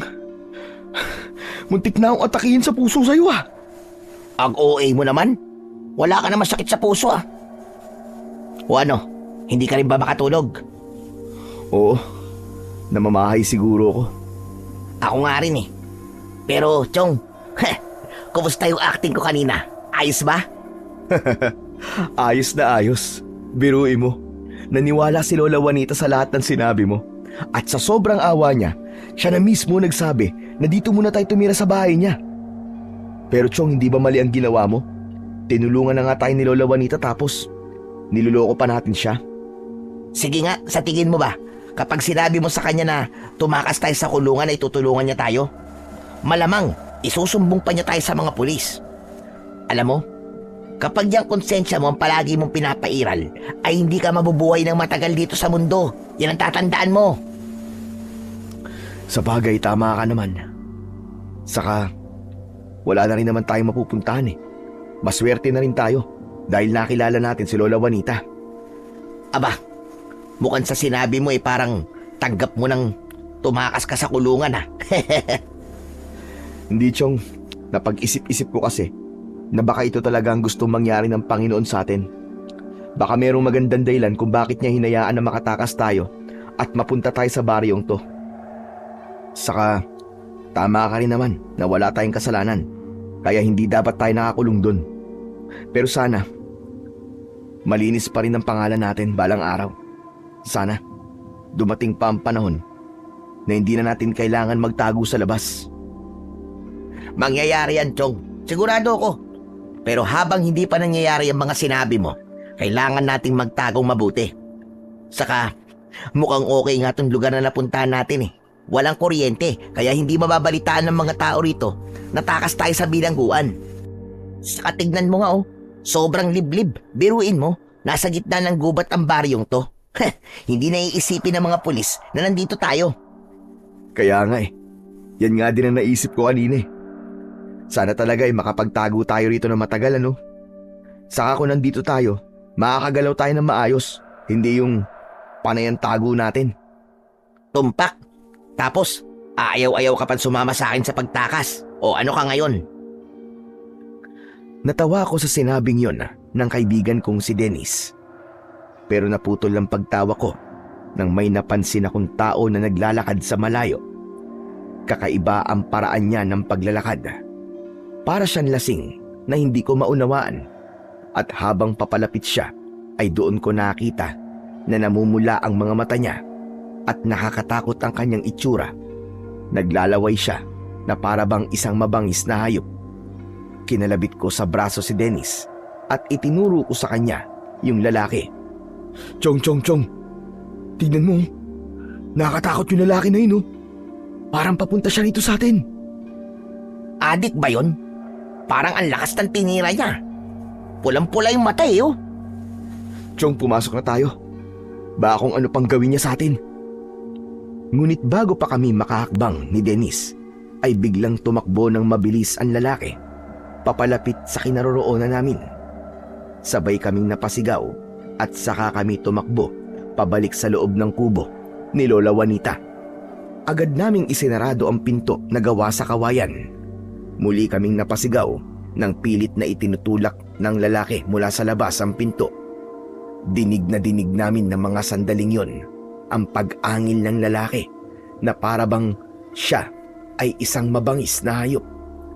Itinuon namin ng gusto ni Dennis ang aming katawan sa pinto para hindi yon mabuksan ng lalaki. Nagising si Lola Juanita at nagtataka siyang lumapit sa amin. Sandali lang. Ano ba nangyayari? Lola, may nakakatakot po na lalaki sa labas. Gusto po niyang pumasok. Ngunit hindi man lang nagpakita ng pagkabahala si Lola Juanita. Bagkus ay malakas siyang sumigaw. Kung sino ka ba gustong pumasok sa aking pamamahay, ay umalis ka na. Hindi kita hayaang pumasok dito. Hindi mo maaaring saktan ang mga taong nakita mo dahil sila ay mga bisita ko. Matapos yung isigaw ni Lola Juanita, ay tumigil bigla ang lalaki sa pagtulak sa pinto hanggang sa narinig namin ang yabag ng mga paa niya na papalayo. Nangihina akong napaupo sa sahig. Malinaw kasi na may hindi magandang gagawin sa amin ni Dennis, yung nakakatakot na lalaki. Lola, sino po ba yung lalaki na yun? Bakit ganun po ang itsura niya? Para siyang halimaw. Nako, hindi ko kilala ang tinutukoy mo dahil wala naman akong kilalang taga rito na may nakakatakot na itsura. Malamang ay dayo lang ang lalaking yun. Pero wag na kayo mag-alala. Bumalik na kayo sa pagtulog ninyo. At sa susunod ay wag na kayo lalabas na ganitong oras. Lola, paano po kung bumalik po yung lalaki na yun? Sa tingin ko ay hindi na siya babalik. Sige na.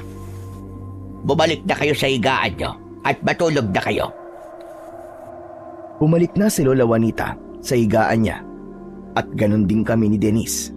Hindi na kami nagsalita, pero ramdam ko na gaya ko ay natatakot din si Dennis. Ganun pa man ay nagpasalamat pa rin ako sa Panginoong Diyos dahil walang nasaktan sa amin ng kaibigan ko. Pero sigurado ko na habang nabubuhay ako, maaalala ko ang pangyayaring yon dahil yun ang unang beses na nakakita ko ng taong may ganong itsura na parabang isang halimaw. Sa mga sumunod na araw ay naging normal naman ang pamumuhay namin ni Dennis sa baryo na nasa gitna ng kagubatan. Tumutulong kami kay Lola Juanita sa mga gawaing bahay para hindi kami maging pabigat sa kanya. Saka yun lang naman ang paraan na kaya naming gawin para makabawi sa kanyang kabutihan na ginawa sa amin. Sinubukan din namin ni Dennis na makihalubilo sa mga tao roon. Pero lalapit pa lang kami sa kanila ay lumalayo na sila. Palagi silang nakatingin sa amin ng pailalim na parabang may personal silang galit sa amin. Tinanong ko si Lola Juanita tungkol sa bagay na yon at ang naging sagot niya ay hindi sanay ang mga tao sa baryong yon na makakita ng ibang tao. Yun daw marahil ang dahilan kung bakit ilag ang mga tao sa amin ni Dennis. Hanggang isang umaga, magkatulong kami ni Dennis sa paghuhugas ng pinagkainan namin kaninang almusal, habang si Lola Juanita naman ay nagwawalis sa labas. Nagkatinginan kami ni Dennis nang marinig naming tinatawag kami ni Lola Juanita. Iniwanan muna namin ang aming ginagawa at lumabas kaming dalawa. Naabutan namin si Lola Juanita na may kausap na isang lalaki na balbasarado Matangkad siya at medyo malaki ang pangangatawan. Lumapit kami kay Lola Juanita. Medyo kinakabahan ako sa lalaking naroon dahil napakaseryoso ng mukha niya at kung tignan niya kami ni Dennis ay para bang meron kaming malaking kasalanan sa kanya. Oo nga pala. Redentor, sila sina Claudio at Dennis, yung naikwento ko sa'yo kahapon. Claudio, Dennis, siya si Redentor. Siya ang namumuno dito sa aming baryo. Akala ko pulis na. Ano sabi mo, Dennis? Wala po. At sabi ko po ay para po siyang pulis dahil po sa tindig niya. Antikas kasi ng tayo nyo, Mang Redentor. Para po kayong pulis eh. Nandito si Redentor kasi malapit na ang pista dito sa aming baryo. Po? Nagpipiesta po kayo rito? Abay, oo naman. Ginagawa namin yon ng isang beses sa isang taon. Tuwing ika-6 ng kabilugan ng buwan. At malapit na yon. 4 na gabi na lang mula ngayon. Sandali ho. Tama po ba ang pagkakaintindi ko? Ginaganap niyo po ang pista niyo ng gabi? Ganun na nga. Kakaiba ang pista namin dito kumpara sa mga pista na napuntahan nyo na. Sinabi ko kasi kay Redentor na meron akong mga bisita. Kaya siya nagpunta rito para makilala at makita kayo. Ikinagagalak ko kayong makilala. Masaya ako na nakarating kayo sa aming baryo at makakasama namin kayo sa aming pista sa taong ito. Maraming salamat po, Mang Redentor. Hindi na po sana kayo nag-abala pa na puntahan po kami. Para naman po kami niyang panauhing pandangal. Ganito talaga kami rito kapag mayroong mga bisita. Sinisiguro namin na maayos ang kanilang lagay. Kaya sana ay wag muna kayong umalis. Samahan niyo kami sa pagdiriwang namin ng aming kapistahan sa darating na kabilugan ng buwan. Nako, hindi po talaga kami aalis kasi wala naman po kaming ibang mapupuntahan eh. Saka isang karangalan po, Mang Redentor, para sa amin ng kaibigan ko na makasama po kami sa inyong pista. O siya, Juanita, aalis na ako. Ikaw na ang bahala sa kanila. Huwag kang mag-alala, Redentor. Sisiguraduhin ko na palaging maayos ang kanilang kalagayan. Matapos yun, ay naglakad na palayo si Mang Redentor. Hindi ko mawarian, pero parang mabigat ang loob ko sa lalaking yon.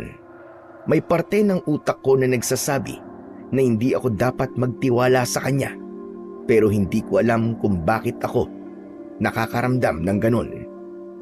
Kinagabihan, maimbing na kaming natutulog ni Dennis nang bigla akong nagising dahil kailangan kong gumamit ng banyo.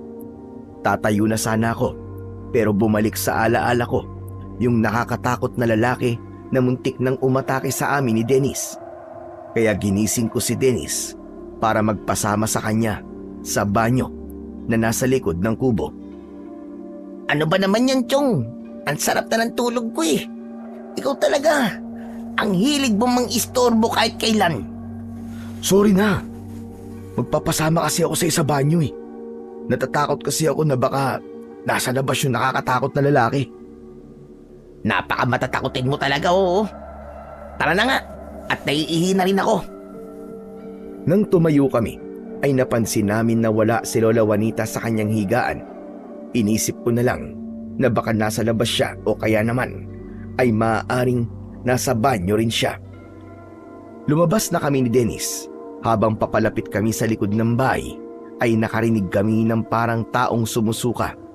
Nanggagaling yun sa likod ng bahay.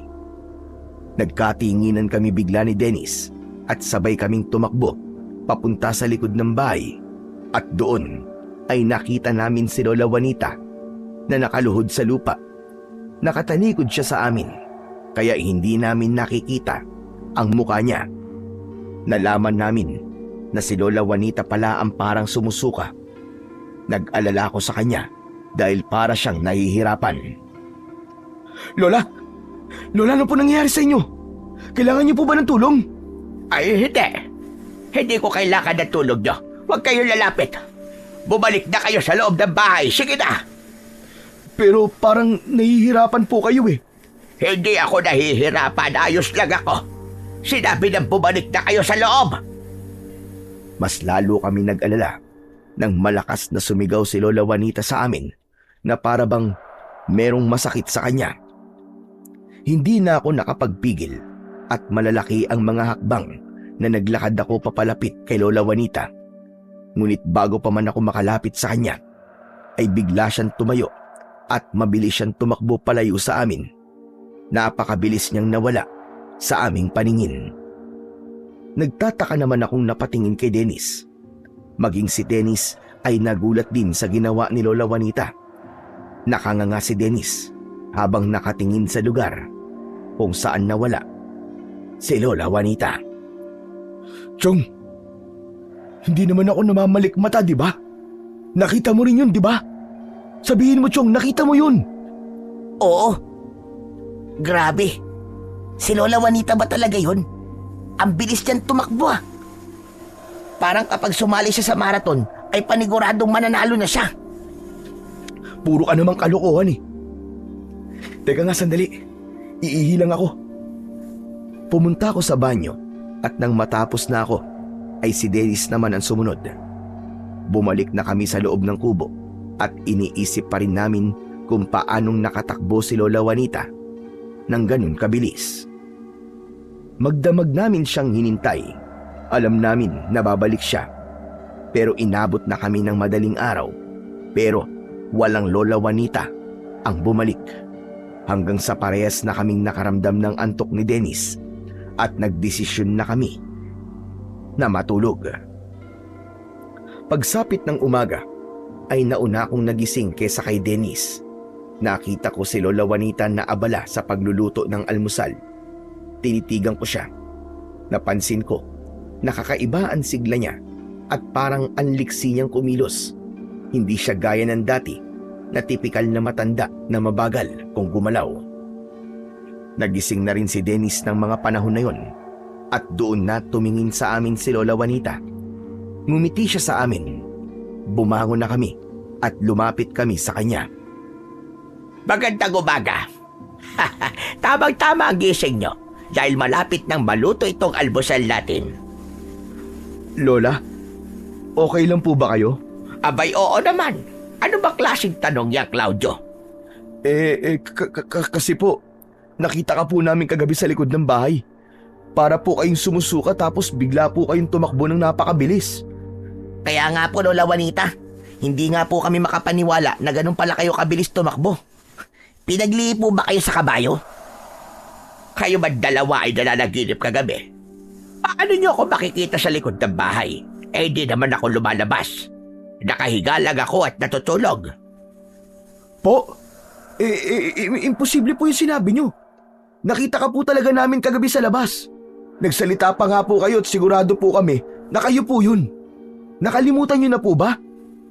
Ay, nako. Kung ano-ano siguro tumatakbo sa isip nyo kagabi. Kaya napaghalo na ninyo ang realidad sa panaginip. Hindi ako lumabas ng bahay kagabi. At paano naman ako makakatakbo ng mabilis? Eh, tanda-tanda ko na. Pampihira na ba kayong dalawa, oh? Tignan nyo. Bahina na mga tuhod ko. Sige nga, isipin nyo nga yun. Sa bagay, may punto nga po ang sinabi nyo. Pero kung hindi po kayo matandang nakita namin kagabi, aba, sino po yun? Huwag nyo nang isipin yon at sasakit lamang ang ulo nyo dalawa. Ang mabuti pa ay umupo na kayo at maghahain na ako para makakain na tayo. Tahimik akong umupo sa hapagkainan. Habang naghahain si Lola Juanita ay manaka-naka akong tumitingin sa kanya. Hanggang sa napansin ko ang mga gasgas sa kanyang kamay at braso. Ano po nangyari sa kamay at braso niyo, Lola Juanita? Bakit po may gasgas kayo? Mukhang sariwa pa po yan ah. Ito ba? Napasabit ako roon sa halaman habang nagdidilig ako. Ganito na nga yata kapag tumatanda. Hindi na marunong mag-ingat. Ay nako, paubos na pala ang panggatong natin. Pwede bang mamaya manguha kayong dalawa ng panggatong? Sige po, wala pong problema. Pagkatapos po natin mag-almusal, ay kukuha na po kami ni Dennis ng panggatong. Hindi nagtagal, ay nagsimula na kaming kumain. Pansin ko pa rin ang kakaibang sigla ni Lola Juanita ng mga sandaling yon. Hindi rin nawala sa isip ko yung matandang babae na nakita naming kagabi ni Dennis. Sigurado kasi ako na hindi yun isang panaginip at si Lola Juanita talaga ang nakita namin. Ang ipinagtataka ko lang ay kung bakit tila nais ni Lola Juanita na alisin namin ni Dennis sa aming alaala ang pangyayaring yun. Matapos naming mag-almusal, ay umalis na kami ni Dennis para kumuha ng panggatong sa gubat. May dala akong itak, habang sako naman ang dala ni Dennis. Nagtungo kami sa masukal na bahagi ng gubat dahil doon maraming panggatong. Habang naglalakad kami, ay hindi namin maiwasang mapag-usapan ang nangyari noong nakaraang gabi. Dennis, sa tingin mo ba ay hindi talaga si Lola Juanita yung matandang babae na nakita natin kagabi? Ang sabi niya, hindi daw siya yun eh. Baka naman hindi talaga siya. Imposibleng hindi siya yun, Dennis. Ano ka ba? Hindi ba kinausap ko pa nga yung matanda at sumagot siya? Boses ni Lola Juanita yun, di ba?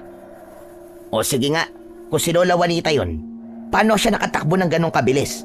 Hindi ba ang sabi niya mahina na ang mga tuhod niya? Alam mo, Chong, wag mo nang iniisip yan. Ano naman kung si Lola Juanita o hindi yung matandang babae na nakita natin? May mangyayari bang malaking pagbabago sa buhay natin? Wala naman, di ba? Kaya wag mo nang isipin yun. Ewan ko, Chong ah. Pakiramdam ko tuloy merong itinatago si Lola Juanita sa atin na hindi natin alam.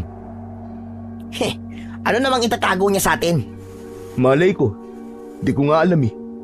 Alam mo, tigilan mo na yung mga iniisip mo tungkol kay Lola Juanita. Baka kasi yan pa maging dahilan kung bakit siya magalit sa atin. Tandaan mo, hindi pwedeng magalit si Lola Juanita sa atin kasi kapag nangyari yun, pwede niya tayong palayasin sa bahay niya. At kapag pinalayas niya tayo, tapos tayo, wala na tayong mapupuntahan. Sa bagay, tama ka sa sinabi mo, Chong. Siguro nga hindi ko na dapat isipin ang bagay na yun dahil ang importante ay meron tayong bahay na tinutuluyan. Maya-maya pa ay sinimulan na namin ni Dennis ang pagkuha ng mga tuyong kahoy na gagamiting panggatong. Pinili namin yung mga sanga ng puno na nalaglag na sa lupa. Siniguro namin na tuyo ang mga kahoy na inilalagay namin sa sako. Hindi namin namalayan na palayo na pala kami ng palayo ni Dennis sa gubat. Hindi naman kami natatakot na maligaw dahil sigurado kami na mahahanap pa rin namin ang daan pabalik sa bahay ni Lola Juanita. Hanggang sa umasim ang mukha namin nang may naamoy kami na napakabaho. Parang amoy yun ng nabubulok na patay na hayop.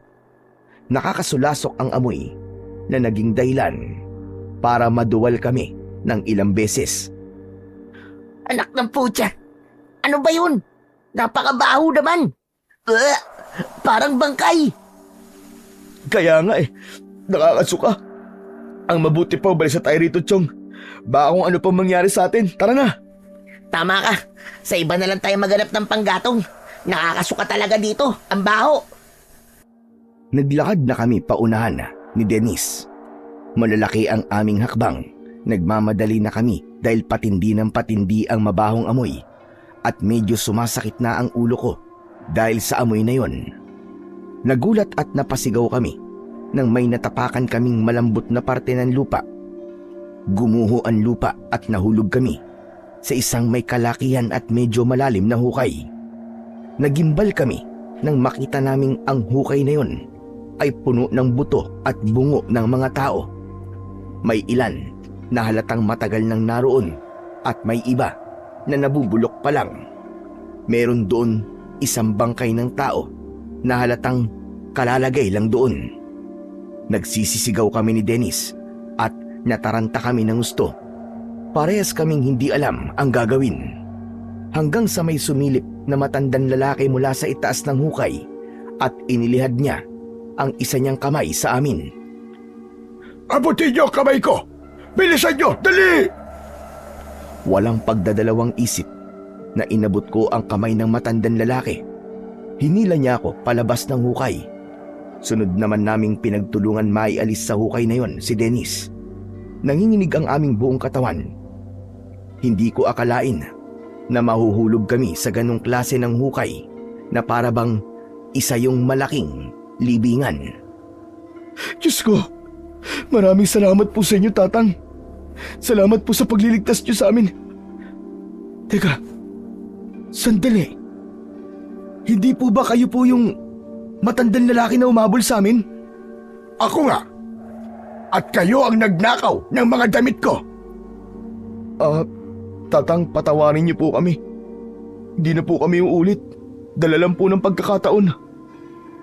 Magpasalamat kayo at mabait akong tao dahil kung hindi, hahayaan ko na kayo sa hukay na yon. Ano ba kasi ginagawa niyo sa lugar na ito? Hindi niyo ba alam kung gaano kadelikado rito? Bakit po delikado rito?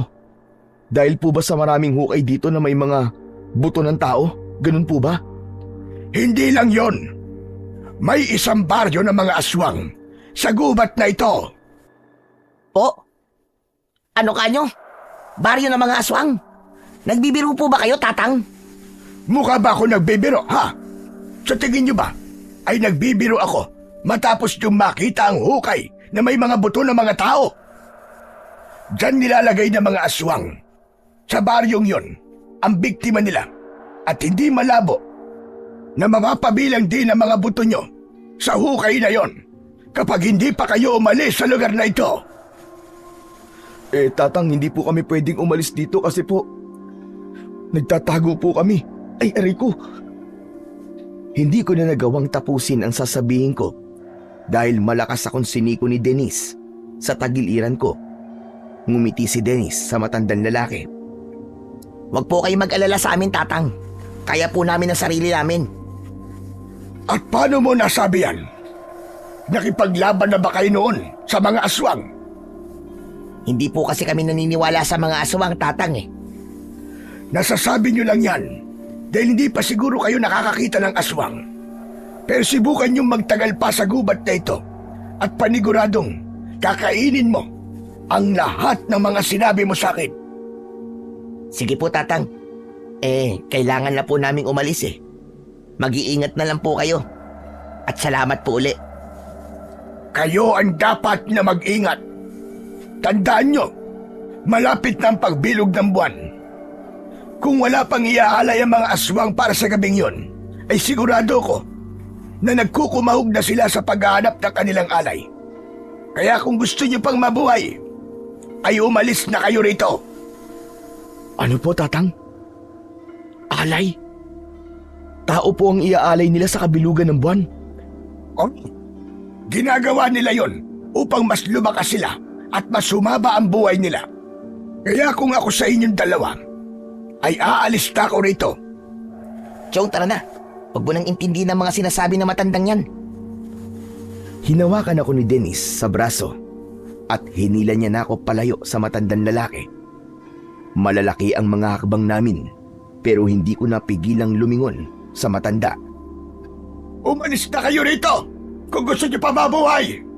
Pero kung sakali na atakihin kayo ng mga aswang, magtungo kayo sa talon sa direksyon ng sinisikatan ng araw.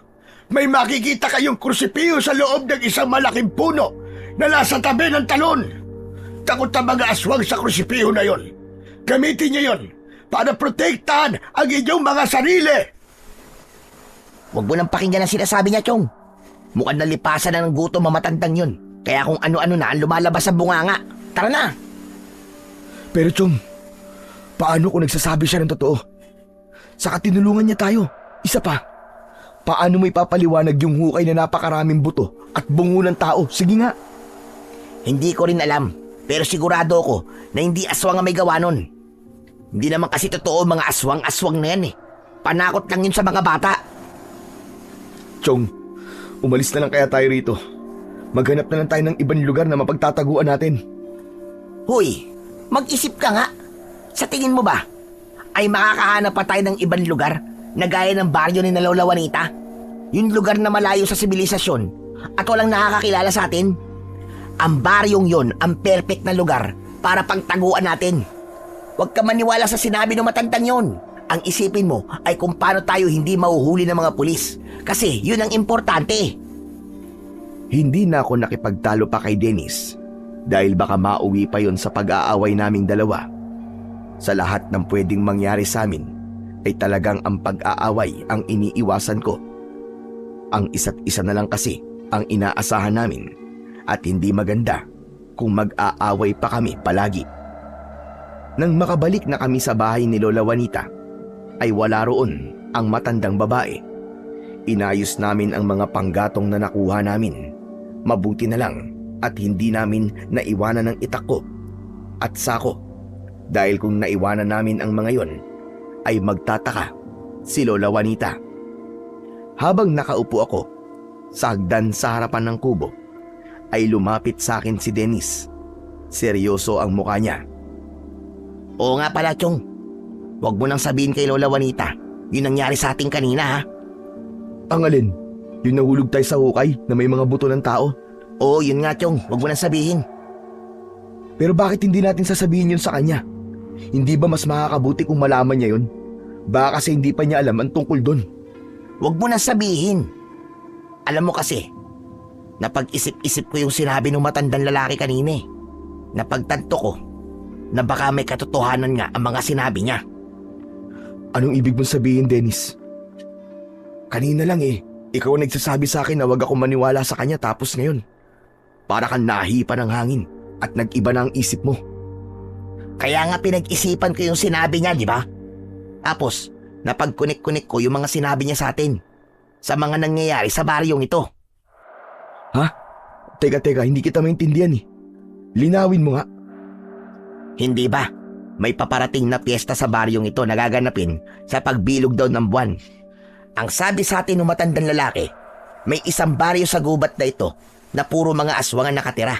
Tapos sa darating na pagbilog ng buwan, ay mag-aalay sila ng mga tao para lumakas sila at mas sumaba pa ang buhay nila.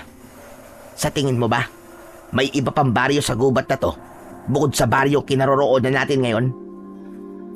Tumahimik muna ako para pag-isipan ang mga sinabi ni Dennis. Pinag-isipan ko ng mabuti kung ano ba ang nais niyang iparating sa akin. Hanggang sa namilog ang mga mata ko at gumapang ang matinding kilabot sa buong katawan ko nang mapagtanto ko na ang gustong sabihin sa akin ni Dennis. Ang ibig mo ba sabihin ay ang baryong kinaroroonan natin ngayon ay ang baryo ng mga aswang na tinutukoy ng matandang lalaki, ganun ba? Huwag kang maingay. Baka mamaya may makarinig sa'yo. Oo, yun ang naisip ko kanina. Pero akala ko ba sabi mo, hindi totoo mga aswang? Yan ang paniniwala ko. Pero sabi ko nga, ay nag-isip ako, di ba? Hindi natin pwedeng baliwalain yung nakita nating hukay na may mga buto at bungo ng tao. Kaya naisip ko na wag nating sasabihin kay Lola Juanita na alam na natin ang tungkol sa bagay na yun. Hindi natin alam na baka aswang si Lola Juanita. Pero Chong, parang imposible namang aswang si Lola Juanita.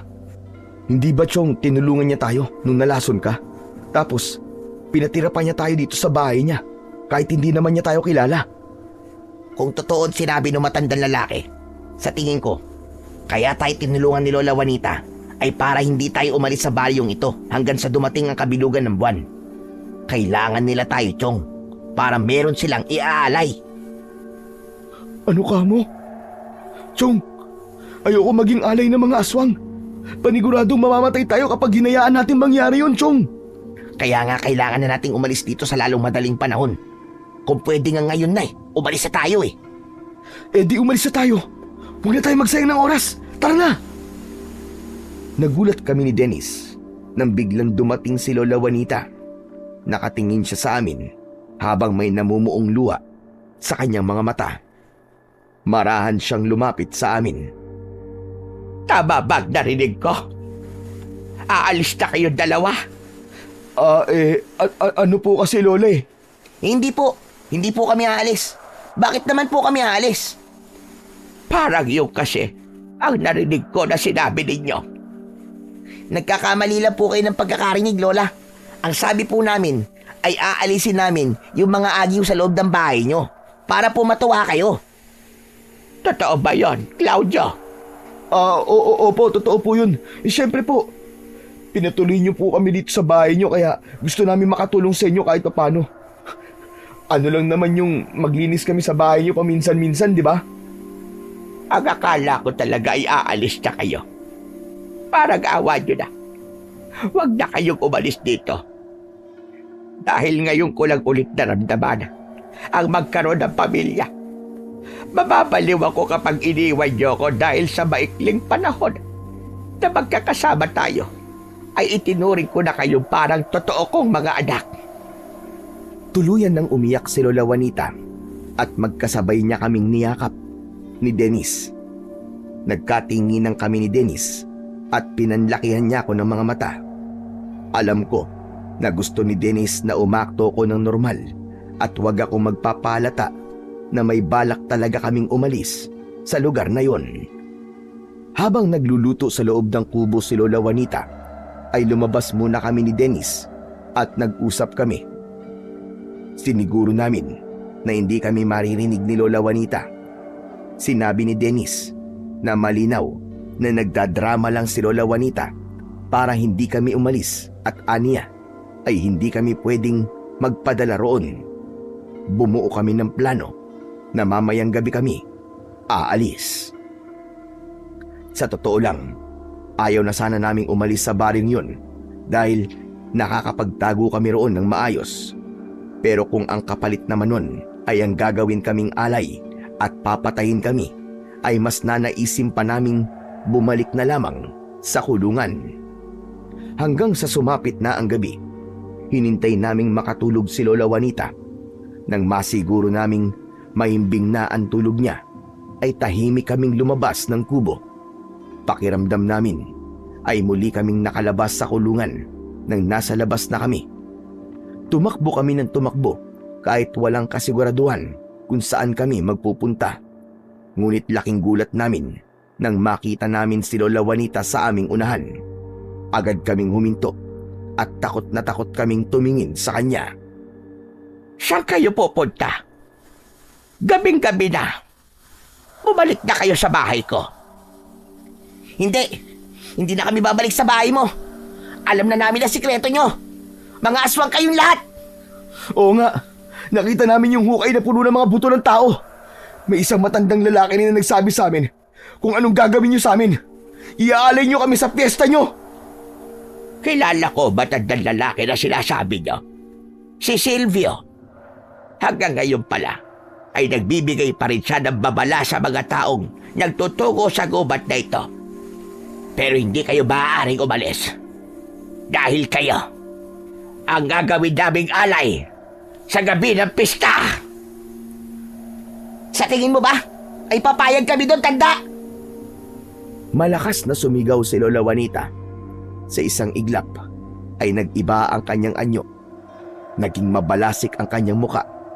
Nagkaroon siya ng matutulis na ngipin at bahagyang humaba ang kanyang mga kuko. Malakas siyang umangil na para siyang isang mabangis na hayop. Malakas kaming sumigaw ni Dennis. Bigla kong sinunggaban ni Lola Juanita na nasaan yung aswang na. Napahiga ako sa lupa habang nasa ibabaw ko si Lola Juanita. Sasakmalin na niya sana ako, pero agad na nakakuha ng mahabang kahoy si Dennis at malakas niyang inihampas yun sa ulo ni Lola Juanita. Malakas niyang sinipa si Lola Juanita at nang mawala siya sa ibabaw ko ay agad akong tumayo. Mabilis kaming tumakbo ni Dennis palayo sa aswang na matanda. Halos hindi na namin nararamdaman ang lupang tinatapakan namin. Nang lumingon ako ay nagimbal ako dahil nakasunod pa rin sa amin si Lola Juanita. Chong! Malapit na siya! Nasa likod na natin ang aswang! Huwag mo siya titignan! Tumakbo ka na ng tumakbo hanggat may lupa! Nanlaki ang mga mata ko nang may nakita kaming talon sa aming unahan. Agad kong naalala ang sinabi sa amin ng matandang lalaki na nasa lugar na yun ng isang bagay na magagamit namin laban sa mga aswang. Pero bago pa man kami makarating sa talon, ay sinunggaban na ng aswang si Dennis. Napasubsob siya sa lupa at nakipagpambuno siya sa aswang. Napahinto ako sa pagtakbo. Chong! Umalis ka na, Claudio! Tumakas ka na! Iligtas mo na ang sarili mo! Hindi ko pinakinggan si Dennis. Naghanap ako ng bagay na pwede kong gamiting armas, pero wala akong nakita hanggang sa may nakita kong isang malaking puno. Ang kursipiyo! Tumakbo ko papunta sa malaking puno. Agad kong nakita ang malaking butas sa ibabang bahagi ng katawan nun. Ipinasok ko ron ng kamay ko at may nahawakan akong isang matigas at malamig na bagay. Nang ilabas ko ang bagay na yon, napalunok ako dahil isa nga yung kursipiyo, gaya ng sinabi ng matandang lalaki. Kulay ginto ang kursipiyo at meron yung napakagandang disenyo.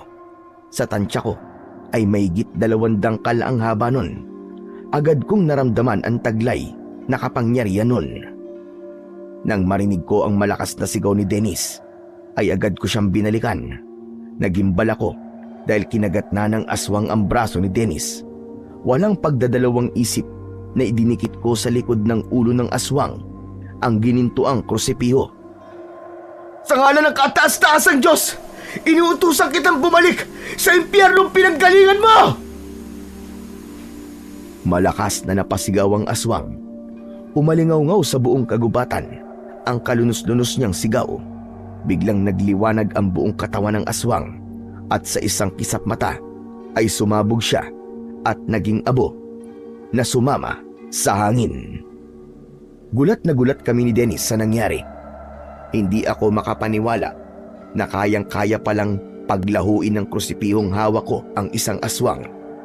Tumayo na si Dennis at namamangha niyang pinagmasdan ang ginintuang krusipiho. Totoo nga sinabi ni Tatang. Ang kursipihong yan ang magliligtas sa atin. Tama ka, Chong. Sigurado ko na kapangyarihan ng Diyos ang nakapaloob dito. Ang Panginoong Diyos ang nagligtas sa atin, Chong. Tama ka. Pero umalis na tayo rito, Chong. Baka biglang dumating ang mga aswang sa baryong yun. Sumang-ayon ako sa sinabing yun ni Dennis. Pero ibinalik ko ang krusipiho kung saan ko yun nakuha upang kung sakaling may taong muling maligaw sa lugar na yun, ay magkaroon din siya ng pagkakataong iligtas ang kanyang sarili, gaya ng nangyari sa amin. Pagkatapos naming makaalis ni Dennis sa gubat, ay nagdesisyon kaming sumuko sa mga pulis. Pagdating namin sa presinto, ay agad din kaming nakalaya dahil umamin na pala ang totoong pumatay kay Aling Marta. Hindi na raw niya kinaya ang pag-usig sa kanya ng kanyang konsensya, kaya siya na mismo ang nagpakulong sa kanyang sarili. Nakabalik na kami ni Dennis sa baryo namin at doon ay humingi ng tawad ang mga taong nangusga sa amin noon. Binalikan din namin si Mang Silvio para magpasalamat dahil kung hindi dahil sa kanya ay baka patay na kami ngayon ni Dennis. Sa lahat ng nangyari ay natutunan ko na malaki ang nagagawa ng pagkakaroon ng matatag na pananampalataya sa Diyos na lumikha. Dahil kahit mahirap ang pinagdadaanan natin, dapat ay magtiwala lang tayo sa plano niya. Dahil darating din ang araw na magiging maayos ang lahat basta't marunong tayong maghintay at magdasal.